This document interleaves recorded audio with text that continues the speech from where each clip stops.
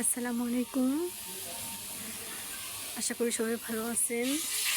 আমি এখানে যে মশলা কষাচ্ছি, এই যে এটা পুঁটি মাছ সরপুঁটি বলে, সরপুঁটি দিয়ে যে ফুলকপি রান্না করব।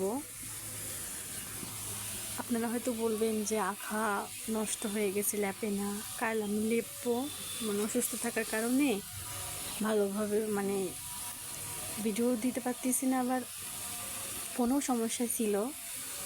আঁকা লেপো বাচ্চা কাচ্চা নিয়ে হয় না, বুঝছেন। আপনারা হয়তো অনেকে বলবেন যে কেমন বিচ্ছিরি আঁকা রান্না করে। কালকে আমি আবার কী করবো, যে আমি মাছগুলো দিয়ে দিব।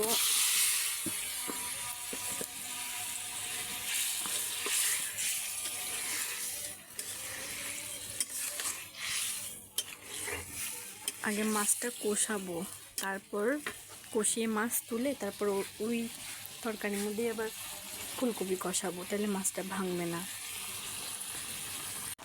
দেখেন তরকারি দিয়েছি, ওটাকে কষিয়ে কষিয়ে তারপর ঝোল দিয়ে ভাজনা দিয়ে নামিয়ে নেব।